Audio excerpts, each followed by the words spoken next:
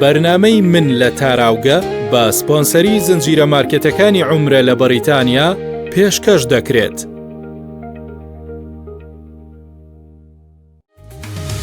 زنجیرە مارکێتەکانی عومرە لە بەریتانیا بۆ ئەوەی بە ئاسانترین شێوە و گونجاوترین نرخ بازاڕی خۆت بکەیت لە زنجیرە مارکێتەکانی عومرە بازاڕ بکە. هەموو پێداویستیەکانی ڕۆژانت لەوێ دەست دەکەوێت بێ دوودڵی و بە شێوازی HMC حەڵاڵ. هەموو جۆرەکانی خۆراکی وشکە، هەموو جۆرەکانی سەوزە و میوە، شیرینی و خواردن و خواردنەوە، گۆشتی فرێشی HMC حەڵاڵ، هەموو جۆرەکانی چەرەزات و هەروەها شوشەوات لە زنجیرە مارکێتەکانی عومرە دەست دەکەوێت.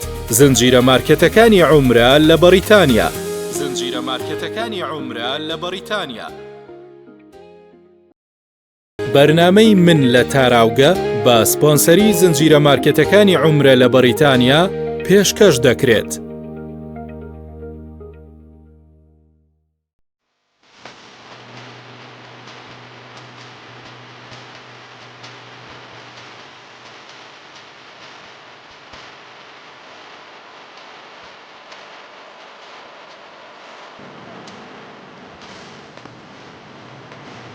شاری مانچستەر یەکێکە لە شارە گەورە و کاریگەریەکانی شانشینی یەکگرتووی بەریتانیا.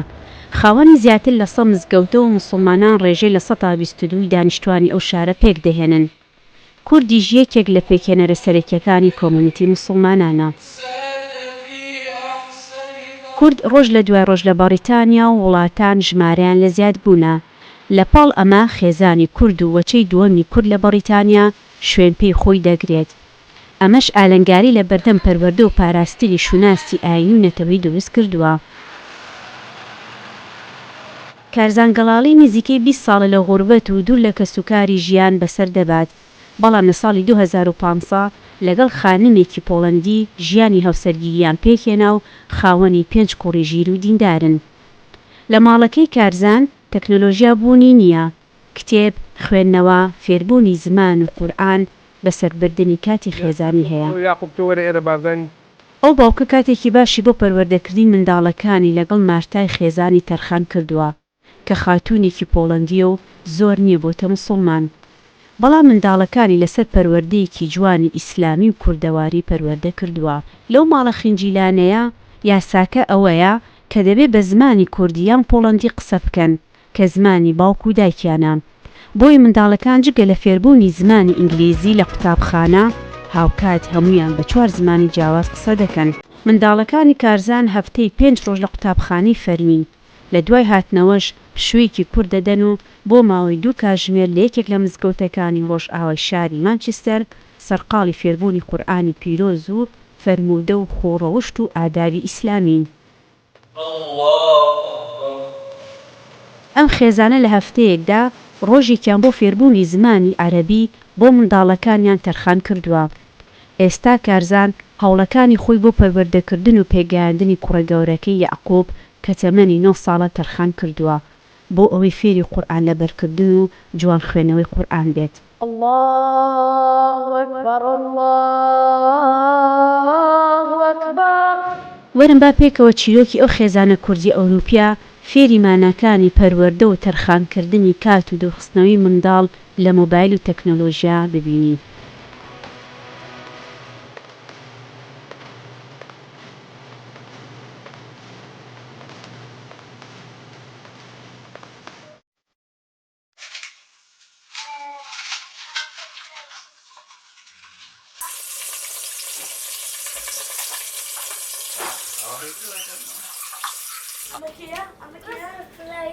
السلام عليكم مارتا جان.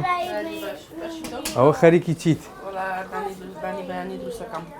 زۆر باشە. هێلگەکان چی هێلگەی کوردی خۆمانە؟ ئەرەوەڵا من زوو ئەچین بۆ مریشکەکان کاپتەیەکەم. زۆر خۆشە. ئەوەش نیسکێنە هەز لێ نیسکێنە بۆنانیوانی؟ وەڵی جاوەکە هەش بێ خۆشە. یاقوب جان کاکە جان توانی یارمەتیمان بی؟ ئەوانە بۆ بەرە باوەی جان. ئەناس ئیلیاس وەرن باوکە جان یارمەتیم بە. ئەوە بەرە باوکە جان.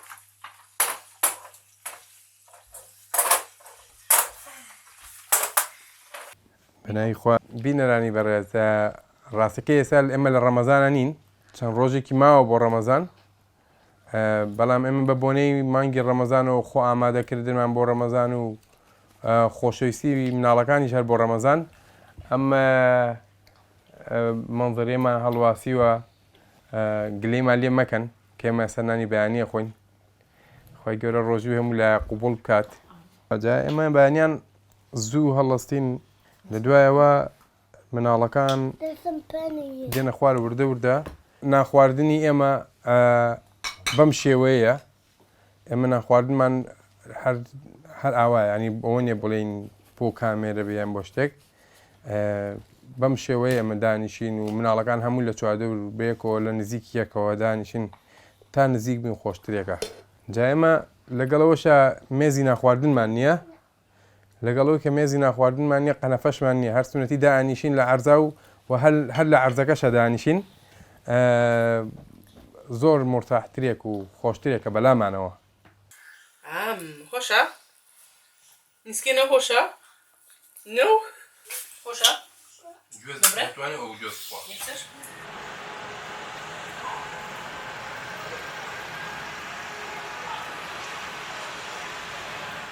من ناوم کارزانە خەڵکی باشووری کوردستانم ماوەی 20 ساڵێکە لە بەریتانیا لە شاری مانچستەرە ژیم ژیانی هاوسەریم پێکهێناوە و خاوەنی 5 منداڵیشم ساڵی 2007 کە گەشتمە بەریتانیا کە نیشتەجێی مانچستەر بووم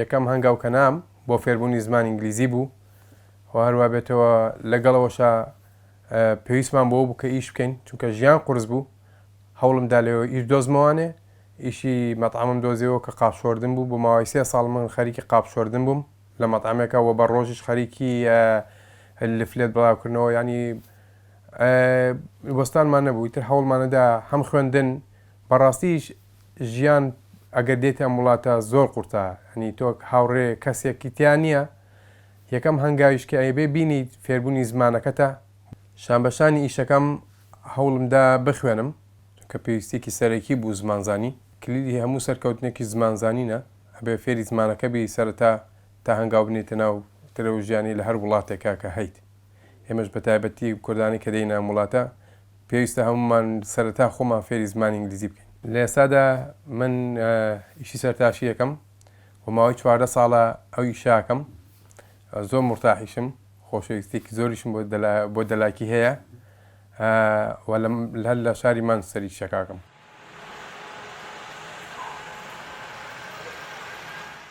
لە ساڵی 2015 بیرم لەوە کردەوە کە ژیانی هاوسەری پێک بێنم والحەمدوللا من ژیانی هاوسەریم لەگەڵ مارتەخان پێکهێناوە خێزانم خەڵکی ئەوروپایە و وڵاتی پۆڵەندا و لە ئێستادا خاوەنی 5 منداڵین والحەمدوللا خێزانم شایەتمانهێنا و موسڵمان بووە سەرەتای بیرکردنەوەی من لە هاوسەرگیری لەگەڵ کەسێکی غێرەدینی خۆم غێرە زمانی خۆم تەقالید و هەم وڵاتی خۆم تۆزە قورس بوو کاتی ویست تا بیرکردنەوە و تاوەی کە ژیان لەگەڵ دروستکەی خۆی گەورە بۆی ئاسان کردم الحەمدوللا ژیانمان پێکهێنا و خێزانم دینی کاتۆلیک بوو من موسڵمان بووم پراکتیس و ئیتر من بەردەوام لە عیبادەت و کاری ڕۆژانی خۆم الحەمدوللا ئیتر خۆی گەورە مناڵێکی پێبەخشین ئیتر خێزانم دیراسەی دینەکەی کرد من یارمەتی دەری بووم کاوەی کە دینی من چۆنە ئیتر لە هەموو ڕوویەکەوە لە ڕووی تەقالید و ڕێزگرتن و چی کەم بەرەو کوێتی بەرەو شوێناتی بەڵام من بە هیچ شێوەیەک زەختم لێ نەکردووە و قەتیش نەویستوە زەختی لێ بکەم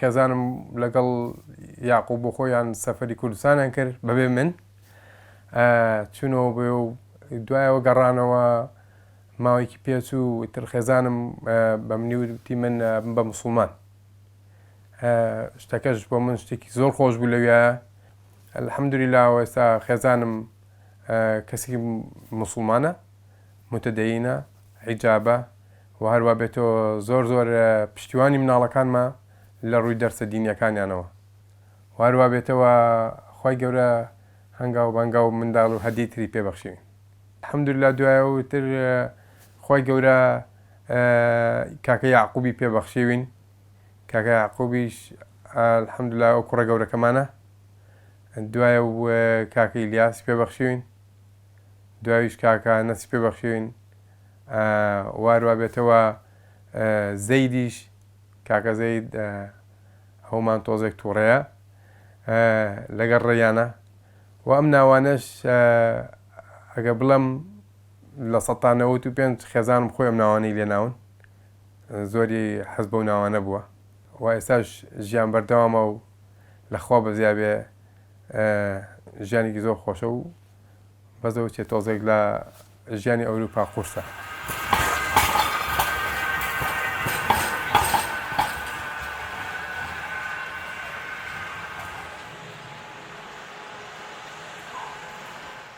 بەیانیان مناڵەکان ساعات 6:30 لە خەو هەڵەستن ئامادەم بۆ نوێژ بەیانی وتر لە دوایەوە ناخەونەوە بەردەوام دوای نوێژەکانیان دەستەکەم بە دەرس خوێندن مڕاجعی مەکتەبیانەکەنەوانێ ئێتر بەپێی مەکتەبی عەرەبیان هەیە و هەروە بێتەوە ڕۆژانەی مەدرسەی قورئانیان هەیە کاچم بۆ مزگەوت لە دوای مەکتەبی ئینگلیزی مڕاجعەکانیانەکەن و مڕاجعی قورئان لە بەرکردنەکانیانەکەنەوانێ و ئەگەر دوای ئەوانەش کاتمایەوە مناڵەکان خەریکی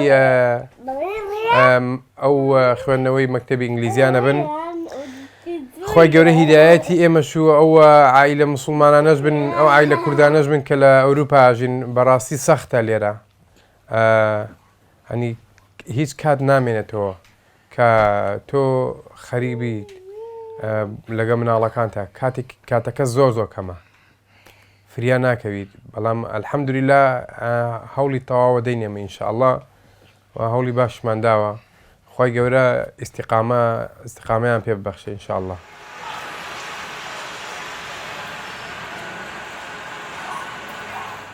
من کەسێکی سادەم لە ڕاستیە هەر لە ناو ماڵیشە سادەیان هەر خێزانیشم وەک خۆم هەر سادەیە ژیانێکی سادەمان هەڵبژاردووە دوور لە مۆبایل و لە ئایپاد و تەکنەلۆژیە ڕاستەکەی ژوورێکی پسکۆلەمان داناوە بۆ خۆمان حەزەکەم کاوە پسکۆلەشە زۆر دڵخۆشم تایە لەبەرەوەی هەمومان لە نزیکی یەکین دوور نەکەوینەوە لە یەک وەروە بێتەوە کاتەکانمان کە لە ماڵەوە بین بەیەکەوە کاتەکانمان بە کتێب خوێندنەوە بەڕێکەین و بۆ پسکۆلەکانیش قەڵەمیانەیە دەستی تر لەسەر دیوارە نووسن مشکلەمان نیە وایت بۆردێکمان بۆ داناون لەوێش تر بۆ خۆیان هەوڵی خۆیان دەدەن تر بە هەر شێوەیەک بێ بنووسن کاک یاعقوب 8 جزء قورئان بە خوێندنەوەیە و 4 جزء قورئان بە لەبەرکردنە و خێزانیشم هەوڵم داوە لەگەڵیە کاویش فێری خوێندنەوەی کوردی ینی کەلیماتە عەرەبیەکان ببێ مناڵەکانیشم لەخوا بەزیابێ ئێستا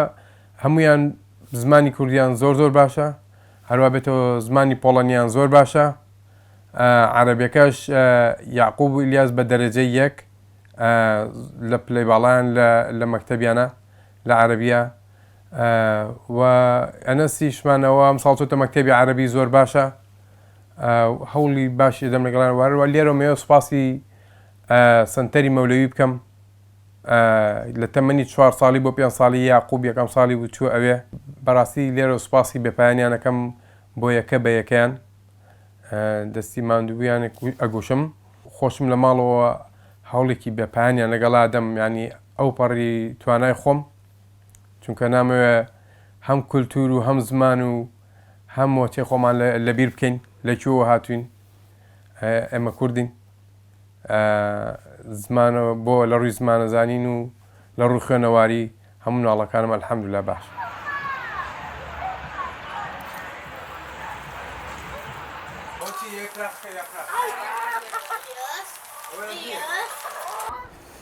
ئەو ڕۆژانەی کە لە ماڵە بم ڕاستی کاتی خۆم لەگەڵ ئەم پەلەوەرانە بەسەرە بم هەمان مریشکمان هەیە هەم کۆترمان هەیە زۆر خۆشە لەگەڵیانە هەمیش مناڵەکان دڵخۆشە بم پێیان لەگەڵ پەلەوەرەکانە جێوێکی خۆشە بینە سەر حەوشێکی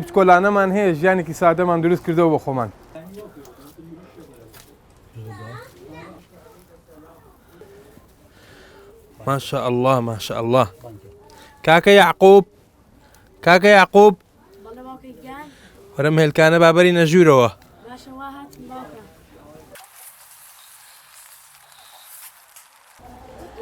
وش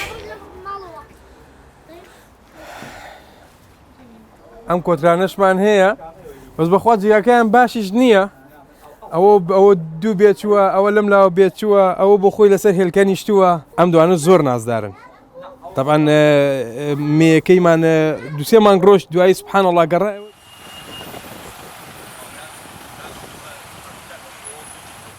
السلام عليكم. چۆنی باشی؟ من ناوی مەرتایە، من هەڵکی پۆلۆنیە، من لە UK 16 ساڵ ئەژیم. وەڵاداری بردن ناکەم. ئێمە کوردی زۆر قسە ماکە من. تێگەم باز زۆر قسە ماکەم. من لە ئینگلیزی ئێستا قسە ماکەم. داری بردن ناکەم. باشخانم کریسیانی بوو بەڵام کاتێک کارزانم ناسی ئیتر هێدی زیاتر فێری ئیسلام بووم و بەویستی خۆم بووم بە مسڵمان کەس فشاری لێ نەکردوم کەس پێی نەوتوم ئەبێت ئەمە بکەیت کەس پێی نەوتوم ئەبێت سەرپۆش بکەیت هەموو شتێکم بۆ خۆم و بەویستی خۆم کردووە. And when we have the first child کاتێک یەکەم منداڵمان بوو ناوی یعقوب ئێستا من پێشتر ناوی ئۆلیڤەرم بۆ هەڵبژارد چونکە زۆر حەزم لە ناوی ئۆلیڤەر بوو پاشان هێدی کە دواتر بووم بە مسڵمان یعقوبیش گەورە بوو لەگەڵمان ئەوە فێری ئیسلاممان کرد بۆیە بڕیاریدا کە خۆی ناوەکەی بگۆڕێت ئێمەش ڕێزیمان گرت و لەسەری ڕێککەوتین و ئێستا ئەو ناوی یعقوبە. دواتر کە بووم بە مسڵمان و زانیاری زیاترم لەسەری هەبوو هەموو شتێکم زانی بۆ نمونە کە چۆن لە ئیسلامدا ناو لەسەر ناوی باوک و باپیریان دائانێن نەک وەکو ئەوروپا بۆیە لەوە بەدواوە ناوی هەموو منداڵەکانمان بە پێی ئیسلام داناوە ئیتر ناوی ئەوروپیمان بۆ هەڵ نەبژاردن.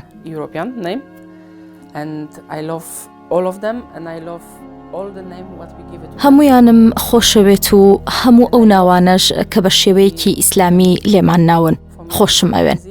حەزەکەم مسڵمان بم بۆ من ئاسانە ئارامترە ئەگەر لە نێوان کریسیانی و ئیسلامدا تێبگەیت ئاینێکی زۆر جوانە. يلا برو بمكتب دي برو بقى أجيب السيارة يلا سيركوا دي برو دانشا دي برو بص إلياس جان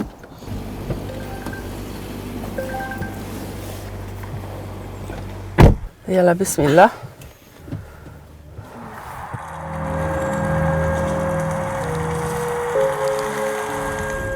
every day هەموو ڕۆژێک کاتژمێر 8:30 خولەک مناڵەکانە بەم بۆ قوتابخانە و کاتێک 3:30 خولەک تەواو ئەبن دەچم بە شوێنیاندا دواتر ئەگەڕێینەوە ماڵەوە.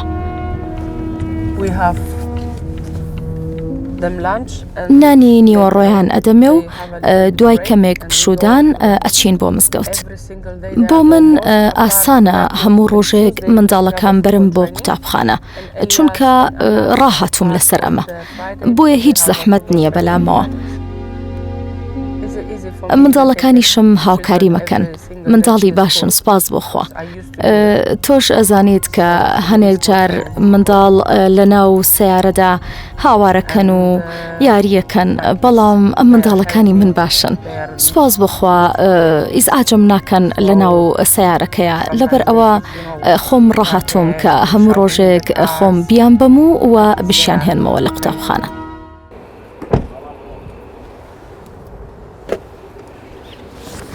دي ورا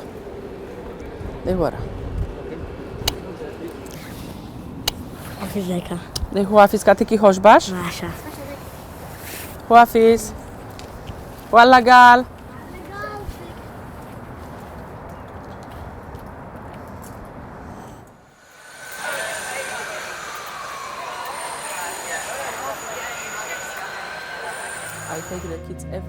من هەموو ڕۆژێک خۆم منداڵەکان دەبەم و دەهێنم چونکە کارزان دەوامەکات. بەڵام تا بتوانێت لە ماڵەوە هاوکاری منی شەکات. هەر کاتێک پشووی هەبێت زۆر هاوکاری منە لە ماڵەوە.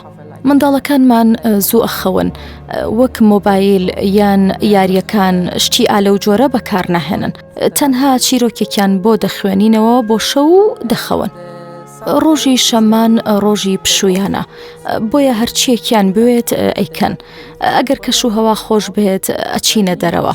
ئەگەر باران ببارێت لە ماڵەوە دەمێنینەوە. ئەتوانن لە ماڵەوە یاری بکەن بەڵام ئەبێت بۆ قوتابخانەی عەرەبی ڕۆژی یەکشەممەش بخوێنن. ئەبێت ئەرکەکانی ماڵەوەیان بکەن بەڵام کاتێکی زۆریان لێ ناگرێت. دواتر هەموو ڕۆژەکەیان بۆ خۆیانە چالاکی ئەنجامەدەین یاریەکەین و هەموو شتێک. بەڵام ڕۆژی شەممەش قورئانیان هەیە بە ئۆنلاین لەگەڵ مامۆستا ڕۆز تەنها وەکو نیو سەعاتێکە بە ئۆنلاین دەیخوێنن. ڕۆژی یەکشەممە ئەچین بۆ قوتابخانەی عەرەبی کاتژمێر 10 ئەچن تا کاتژمێر 4 ئێوارە.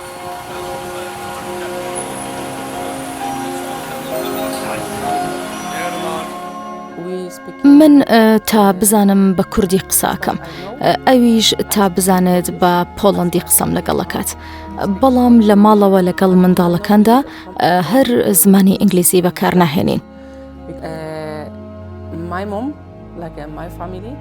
چونکە دایکم و خێزانەکەم ئینگلیزی نازانن بۆیە ئەبێت بە زمانی پۆڵەندی قسە بکەن چونکە هەر کاتێک دایکم دێت بۆ سەردانمان یان بە تەلەفۆن قسەکەن ئەبێت بە پۆڵەندی بێت. هەروەها خێزانەکەی کارزانیش بە هەمان شێوە. دایکی و خێزانەکەی هەمویان بە ئینگلیزی قسە ناکەن بەڵکو زۆربەیان بە کوردی قسەکەن. بۆیە ئەبێت منداڵەکان کوردیش بزانن بۆ داهاتوومە.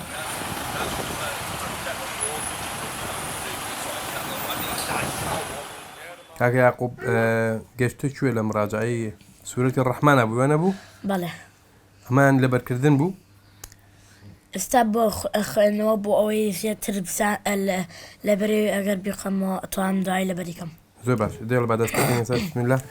أعوذ بالله من الشيطان الرجيم فيهما فاكهة ونخل ورمان فبأي آلاء ربكما تكذبان فيهن خيرات حسان فبأي آلاء ربكما تكذبان حور مقصورات في الخيام فبأي آلاء ربكما تكذبان.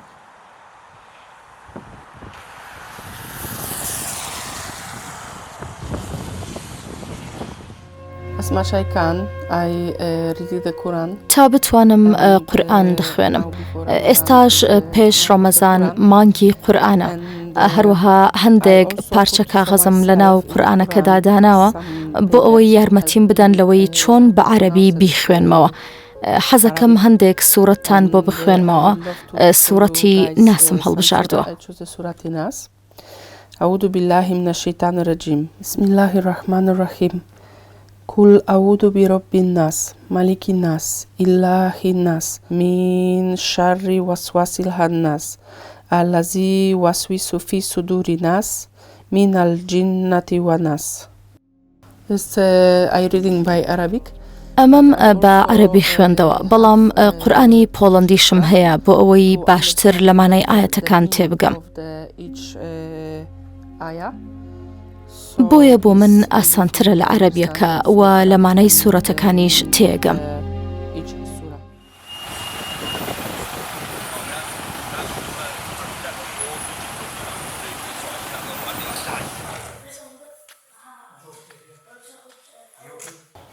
السلام عليكم ورحمة الله وبركاته. من نام يعقوبة 8 ساڵە و خەڵکی کوردستانم لە شاری مانچستەر لەدایک بووم لەم وڵاتەش گەورە بوومەوە لەگەڵەوەشدا دایکم خەڵکی پۆڵەنیا و باوکشم خەڵکی کوردستانە. الحەمدوللا من ئەتوانم بە پۆڵەنی و بە کوردیش قسە بکەم و لەگەڵ ئەوەشدا بە ئینگلیزی و بە عەرەبیش ئەتوان قسە بکەم.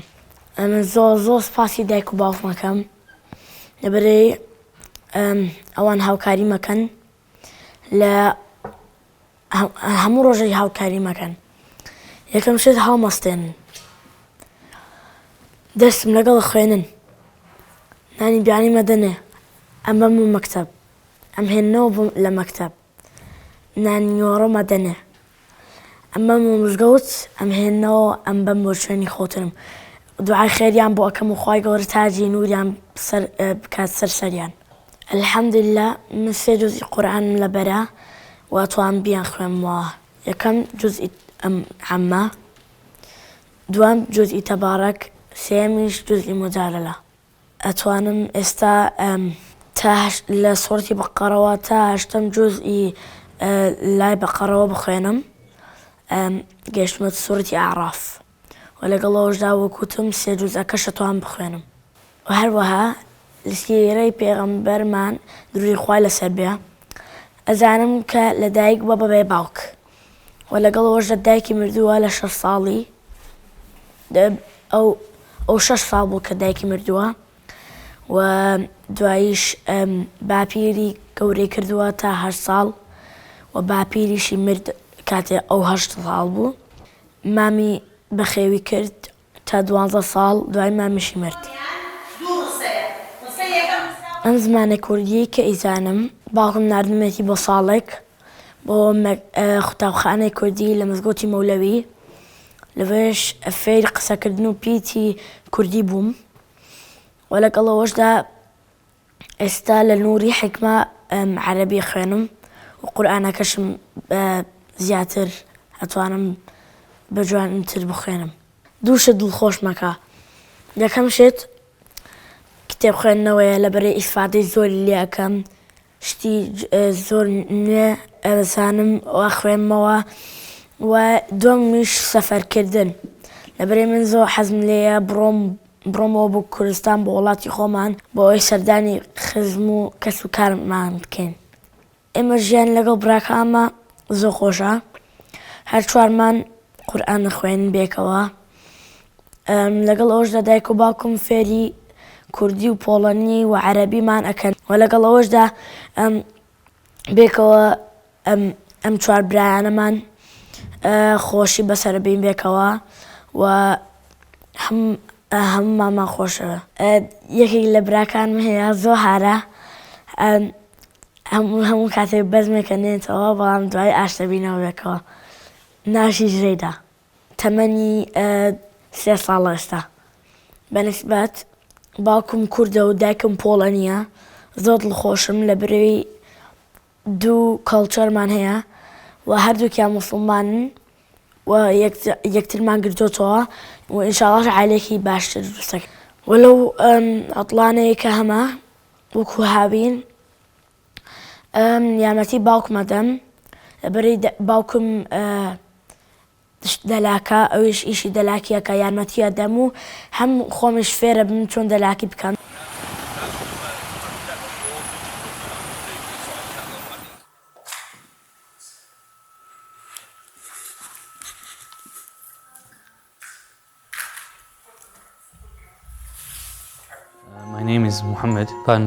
من ناو محەممەد پاندۆرە. ئەلحەمدوللیلا من خەتیبم و هەروەها مامۆستای ئاینیم بۆ کوڕە گەنجەکان لە ئێواراندا. یاعقوب قوتابی مەدرسەکەمانە. ئەو براکەی ئەلیاس ماوەی 3 ساڵە لەگەڵمانن. قورئان و وانە ئاینیەکانی لای ئێمە دەخوێنێت. ماشاءله کارزانی باوکی لەو کاتەوە بیر و بۆچوونی باشی لەسەرمان هەبووە، بۆیە ئەلحەمدوللیلا دێن بۆ مەدرسە. یاعقوب یەکێکە لە باشترین قوتابیەکانمان. ئەلحەمدوللیلا لە خوێندنی قورئاندا ماشاءله زۆر شارەزایە و بەباشی دەخوێنێتەوە. لە ماڵەوە هەوڵێکی زۆر دەدات. بەم دواییانە کەمپەینی پۆستەری ڕەمەزانمان هەبوو، ماشاءله پلەی یەکەمی بەدەستهێنا. لەوانە ئاینیەکاندا باشەوە ئەلحەمدوللیلا ئەو یەکێکە لەوانەی دەتوانیت بڵین نمونەیەکی جوانە بۆ ئوممەی ئیسلامی لەم ناوچەی جیهاندا. شتێک کە هەوڵ دەدەین سەرنجی بخەینە سەر ئەوەیە کە چۆن نەوەی گەنجی موسڵمان ببێتە بەشێک لە کۆمەڵگە و بەشێک بێت لە کۆمەڵایەتی بە ئیسلام وەک بنەمای سەرەکی. و دووەم لە ناو کۆمەڵگەی بەریتانیدا چۆن ئەوە بەڕێوە دەبیت بەبێ ئەوەی پێچەوانەی فێرکاریە نەریتیەکانی ئیسلام و سونەتی پێغەمبەر بێت درودی خوای لەسەر بێت. بۆیە ئەلحەمدولیلا یعقوب بەشداری لە هەموو کەمپەینەکاندا دەکات. پەیوەندیمان لەگەڵ قوتابخانەکەشی هەیە. ئەگەر قوتابخانە ئینگلیزیەکەی لە هەر شتێکدا کێشەی هەبێت، پەیوەندی بە مزگەوتەکە یان منەوە دەکەن. هەروەها ئێمەش پەیوەندی بە قوتابخانەکەی یعقوبەوە دەکەین. لایەنێکی ناوازەی یعقوب ئەوەیە کە ماشاءالله باوکی کوردە و دایکی پۆڵەندیە. شتێک کە زۆر قورس دەبێت بە تایبەت لەم بەشەی جیهاندا پاراستنی فێرکاریە ئیسلامیەکانە، بەڵام ماشاءالله دەبێت پیرۆزبایی لە دایکی بکەین و سوپاسی ماندووبوونی بکەین، چونکە سەرەڕای ئەوەی تازە بووە بە موسڵمان زیاتر لە زۆرێک لە دایک و باوکانی تر پەرۆشە بۆ فێرکاریە ئیسلامیەکانی ئەلحەمدولیلا لەم ڕووەوە. بۆیە ئەمە شتێکە کە لە یعقوبدا زۆر دیارە. دەبینین کە ماشاءالله لە هەموو زمانەکاندا سەرکەوتووە، زۆر هەوڵ دەدات پەیوەندی لەگەڵ هەموو کلتورە جیاوازەکان بپارێزێت. کوردی، پۆڵەندی، ئینگلیزی و زۆر بەباشی دەیانبەستێتەوە بە مۆدێلی فێرکاری ئیسلامیەوە.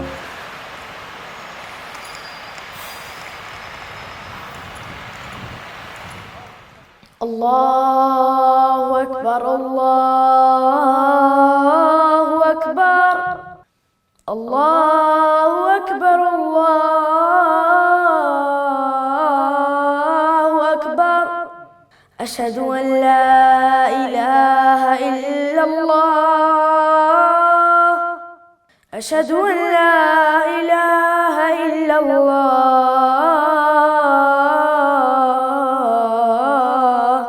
أشهد أن محمد رسول الله أشهد أن محمد رسول الله حي على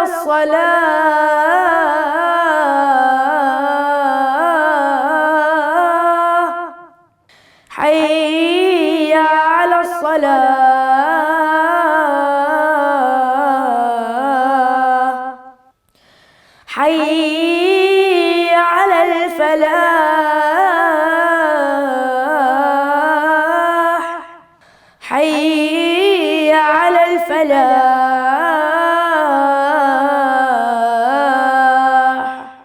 الله أكبر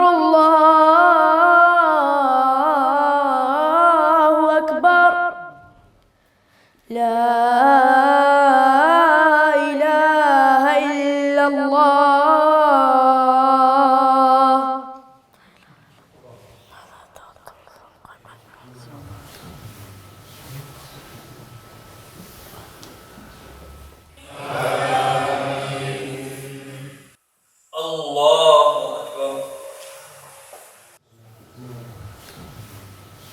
جاني مزگەوت خۆشە لەبەرەوەی ناتوانم خەڵک بناسم لە وڵاتی ترەوە هاتوون، هەیە ئەفریقیە، هەیە عەرەبە، هەیە خەڵکی ئەم وڵاتەن ئینگلیزن. لەگەڵ ئەوەشدا کاتێ قورئانە ئەکەمەوە قورئانەکەشم خوێنم، واستەگەم نووری قورئانەکە لەسەر ماڕژاوە و هەست بە دڵخۆشی زۆر ئەکەم. بۆ هاوڕێیانە ئەڵێم کە من ئەیان ناسم، ئەڵێم وەرن بۆ مزگەوت با لەوێ تۆزێک فێری دینی خۆمان بین، لەبەری تۆ ناتوانانی بڵێ من موسڵمانم و هیچ نەکەی لەبارەی ئەوە. ئەڵێم وەرن با تۆزێک فێری قورئان بین، قاعیدە نوورانی یان تەجوید، وەرن با فێری سیرەی پێغەمبەر بین درودی خوای لەسەر بێ.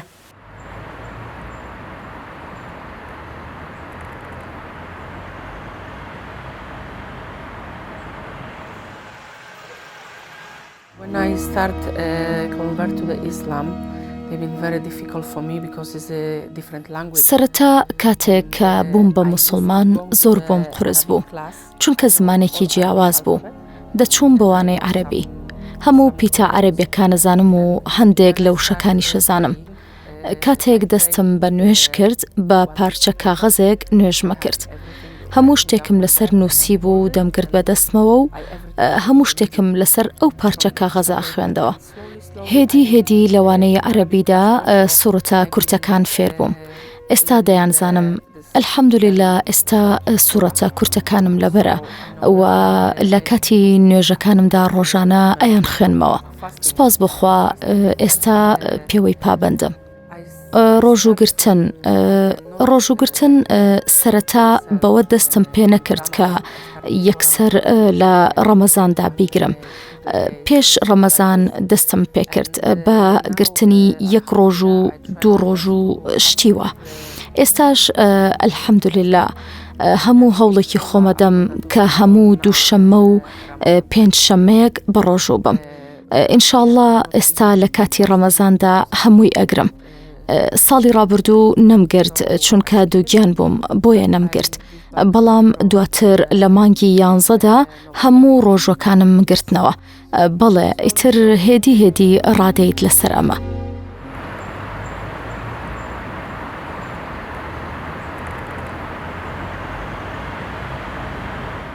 ئەمەی کە هەمانە من بە فەزلی خۆی ئەزانم ئەلحەمدولillah دووەمیش فەزلی کە خێزانم بەڕاستی زۆر هیلاکە. یعنی کە من لە ماڵەوە نیم ڕۆژانە 10 ساعت لە دەرەوەم خێزانم زۆر هیلاکە بە بردنیان بۆ قوتابخانە و بردنیان بۆ مزگەوت و دانیشتن و خواردن حازرکردن و دەرس پێوتنیان و هەروەها بێ خۆشم بەڕاستیش هیلاکم زۆر لەگەڵیانە هیلاکە بم لە دەرسە کوردی و عەرەبیەکانە.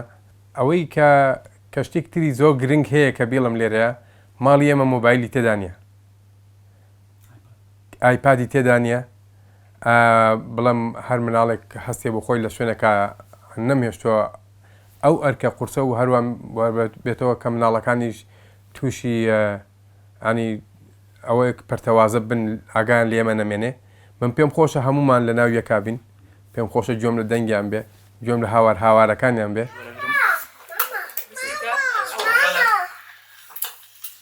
ئەی تۆ لە ماڵەوە چیەکەی؟ ئەو تەلەفۆنە دەستا هەڕۆی هیچ استفادەی لێ ناکەی.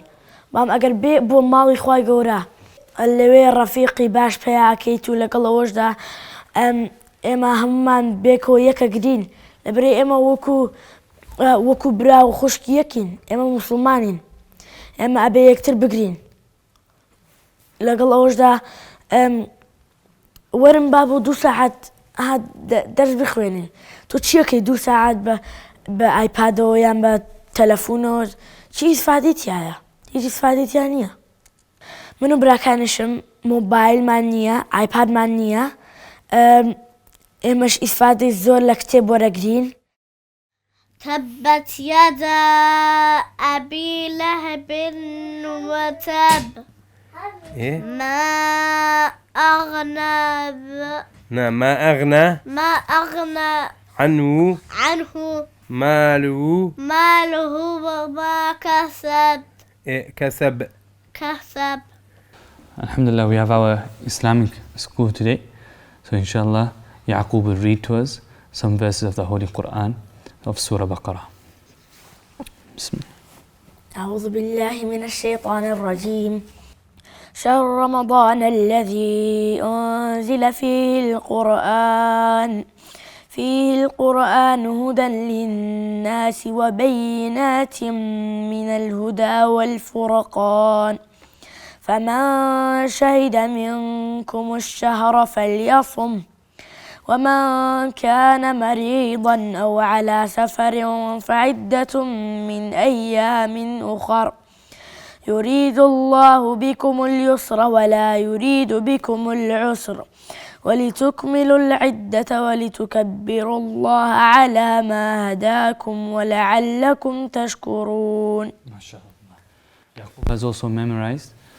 Yaqub, can you pray from Surah Naba? إن للمتقين مفازا. أعوذ بالله من الشيطان الرجيم. إن للمتقين مفازا حدائق وأعنابا وكواعب أترابا وكأسا دهاقا لا يسمعون فيها لغوا ولا كذابا جزاء من ربك عطاء حسابا رب السماوات والأرض وما بينهما الرحمن لا يملكون منه خطابا يوم يقوم الروح والملائكة صفا لا يتكلمون إلا من أذن له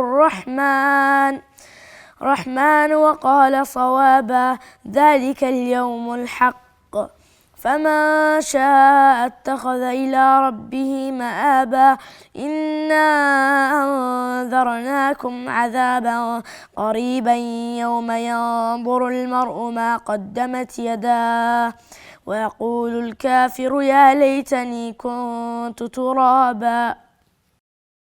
خواهيان نور القرآن من بسر برجاني خواهيان من بارزي للشر الشيطان لفتنة آخر زمان لعذاب قبر خواهيان أو دايك باوكاني كيامتي من على كان يندا لا فرق دين القرآن خواهيان تاجي نوريان بكي سرسريان.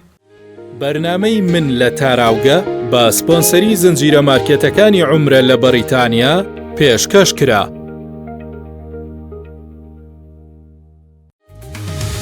زنجیرە مارکێتەکانی عومرە لە بەریتانیا بۆ ئەوەی بە ئاسانترین شێوە و گونجاوترین نرخ بازاڕی خۆت بکەیت لە زنجیرە مارکێتەکانی عومرە بازاڕ بکە. هەموو پێداویستیەکانی ڕۆژانت لەوێ دەست دەکەوێت بێ دوودڵی و بە شێوازی HMC حەڵاڵ. هەموو جۆرەکانی خۆراکی وشکە، هەموو جۆرەکانی سەوزە و میوە، شیرینی و خواردن و خواردنەوە، گۆشتی فرێشی HMC حەڵاڵ، هەموو جۆرەکانی چەرەزات و هەروەها شوشەوات لە زنجیرە مارکێتەکانی عومرە دەست دەکەوێت. زنجیرە مارکێتەکانی عومرە لە بەریتانیا. زنجیرە مارکێتەکانی عومرە لە بەریتانیا. بەرنامەی من لە تاراوگە بە سپۆنسەری زنجیرە مارکێتەکانی عومرە لە بەریتانیا پێشکەش کرا.